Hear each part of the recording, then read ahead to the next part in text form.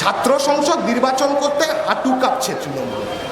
ওই যে বলছে না জনগর্জন সভা, বড় বড় ব্যানার টাঙিয়েছে জনগর্জন সভা হবে নাকি, মুখে বলছে জনগর্জন, আর রোজ সকালে ঘুম থেকে উঠে দেখা যাচ্ছে একটার পর একটা তৃণমূলের নেতা হাম্বা হাম্বা করতে করতে বিজেপির পার্টি অফিসের দিকে চলে যাচ্ছে।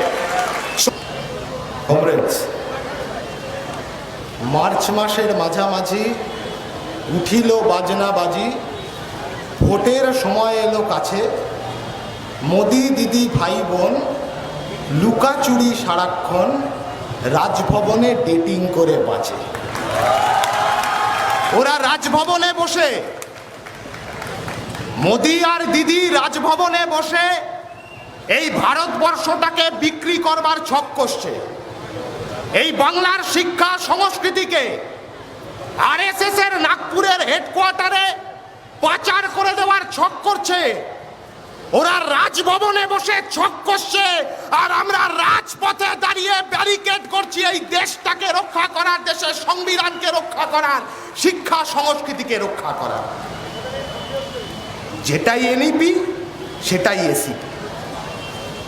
আরএসএস এর নাগপুরের হেডকোয়ার্টারে বসে সিলেবাস ঠিক হচ্ছে এই দেশের।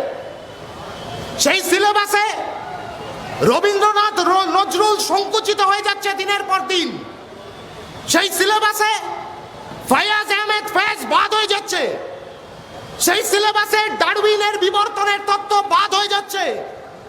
সেই সিলেবাসে মেন্ডেলিভের পর্যায় সারণী গোটা বিশ্ব জগৎকে সূত্রায়িত করার নির্দিষ্ট সূত্র বাদ হয়ে যাচ্ছে। সেই সিলেবাস থেকে মির্জা গালিব বাদ হয়ে যাচ্ছে।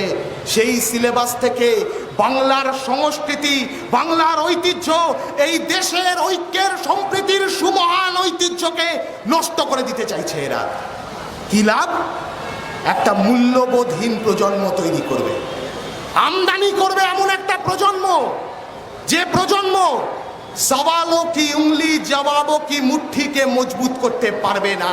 আর তার মাঝখান দিয়ে সেই মূল্যবোধহীন প্রজন্মের মস্তিষ্কের মধ্যে হিন্দুত্ববাদের এজেন্ডাকে পুষ্ট করে এই গোটা দেশটাকে, গোটা রাজ্যটাকে ছারখার করে দেওয়ার প্ল্যানিং করেছে। ছাত্র সংসদ নির্বাচন করতে হাঁটু কাঁপছে তৃণমূল। ওই যে বলছে না জনগর্জন সভা, বড় বড় ব্যানার টাঙিয়েছে জনগর্জন সভা হবে নাকি, মুখে বলছে জনগর্জন, আর রোজ সকালে ঘুম থেকে উঠে দেখা যাচ্ছে একটার পর একটা তৃণমূলের নেতা হাম্বা হাম্বা করতে করতে বিজেপির পার্টি অফিসের দিকে চলে যাচ্ছে। সন্দেশখালীর মানুষের গর্জনে গোটা রাজ্যের প্রতিটা ব্লকে ব্লকে পাবলিকের গর্জনে তৃণমূল গ্রাম ছাড়া হতে বাধ্য হচ্ছে। আর কলকাতার বুকে দাঁড়িয়ে বলছে জনগর্জন করবে নাকি।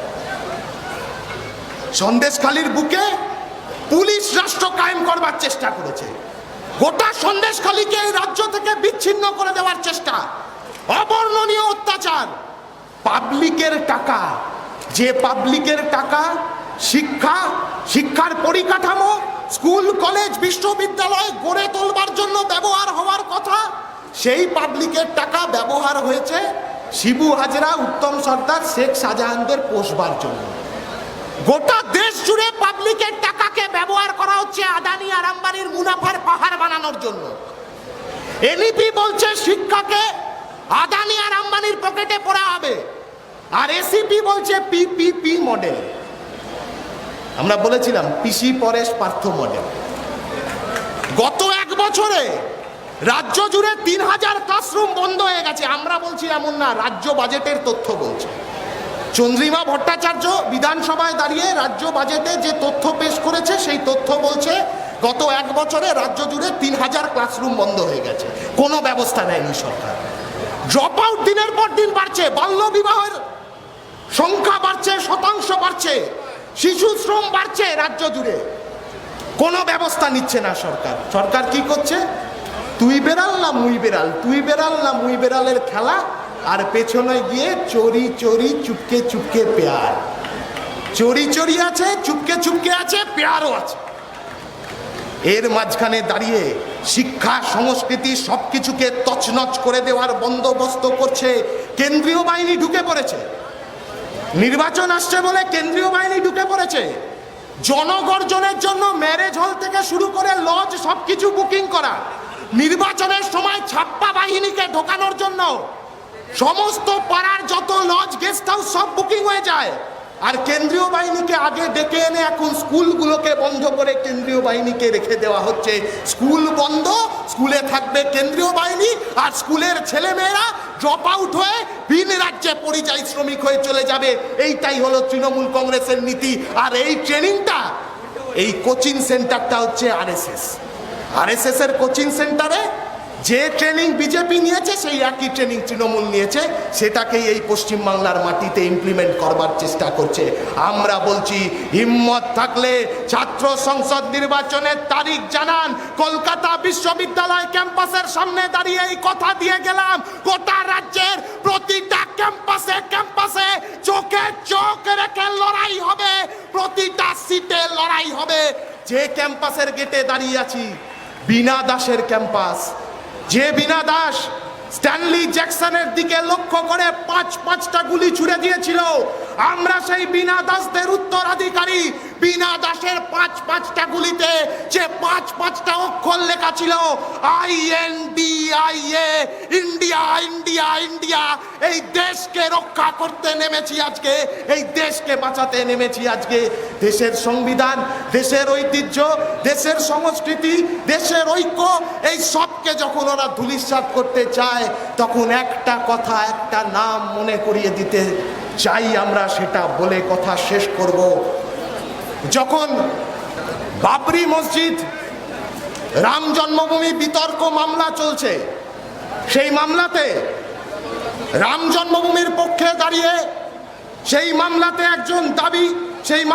একজন বিবাদী রামচন্দ্র পরমহংস, যিনি অভিযুক্ত ছিলেন মসজিদের ভেতরে রামের মূর্তি রাখবার জন্য। আবার উল্টো দিকে দাঁড়িয়ে বাবরি মসজিদের ক্ষেত্রে বাবরি মসজিদের একজন বাদী নম্বর 7 হাসিম আনসারি, ওই অযোধ্যায় পাঞ্জিটোলা বলে একটি জায়গা, সেই জায়গার ওখানকার বাসিন্দা হাসিম আনসারি, হাসিম চাচা, 92 বছর বয়স। ওই রামচন্দ্র পরমহংসের অন্যতম প্রিয় বন্ধু হাসিম আনসারি যেদিন রামচন্দ্র পরমহংস মারা যাচ্ছে, গোটা রাত শ্মশান ঘাটে বসে হাসিম আনসারি চোখের জল ফেলছে। সেই হাসিম আনসারি তার 92 বছর বয়সে ওই রাম চবুতরার পাশে বসে এক জনৈক সাংবাদিককে বলছে, এই ভারতবর্ষের মাটিতে একটা নাম ছিল, যে নামটা যতদিন বেঁচে ছিল এই দেশের বুকে, ততদিন গোটা দেশের মাটিতে কোনোদিন কেউ এই হিম্মত দেখাতে পারেনি যে হিন্দু মুসলমানদের মধ্যে মারামারি লাগিয়ে দেবে, মসজিদ মন্দিরের মধ্যে মারামারি লাগিয়ে দেবে, আর রাজনীতিকে ব্যবহার করবে, ধর্মকে ব্যবহার করবে রাজনীতি করবার জন্য। আজ ওই বাংলার মাটিতে সেই নামকে বুকে ধরে বাংলার মানুষ, বাংলার ছাত্র সমাজ একে অপরের দিকে তাকিয়ে বলে, পেরিয়ে গেছি মেঝেন্দের দেশ, পেরিয়ে গেছি কুষ্টে খসা গ্রাম, জানো কি তুমি অনেকে এখানেও ভিসভিসিয়ে বলে তোমার নাম। সেই নামটা, যে নামটা 1992 সালে যখন গোটা দেশ দাঙ্গার আগুনে জ্বলছে, এই রাইটার্সের বুকে রাত জেগে অতন্ত্র প্রহরীর মতো এই বাংলাকে রক্ষা করেছিল। হ্যাঁ, সেই নামটা জ্যোতি বসু। এই জ্যোতি বসুর বাংলায় দাঁড়িয়ে আমরা গোটা দেশের কাছে ডাক পাঠাচ্ছি, দেশ বাঁচাতে বিজেপি তাড়াও, আর বিজেপি তাড়াতে তৃণমূলকে হারাও। জ্যোতি বসুর বাংলা গড়বো আবার, জ্যোতি বসুর দেখানো পথে এই দেশকে গড়ে তুলবো আবার। আর সেইখান থেকেই আমাদের স্লোগান, স্বদেশ গড়তে এক আওয়াজ, চাই সবার শিক্ষা সবার কাজ। সেই স্লোগান আজকে বাংলার ছাত্র সমাজ গোটা দেশের বুকে, গোটা দেশের মানুষের কাছে পৌঁছে দিল। এই কলেজ স্ট্রিটের মাটি থেকে এইটুকু বলে আপনাদের সকলকে সংগ্রামী অভিবাদন, লাল সালাম জানিয়ে আমি আমার কথা শেষ করছি। ইনকিলাব জিন্দাবাদ, SFI জিন্দাবাদ, ছাত্র ঐক্য জিন্দাবাদ।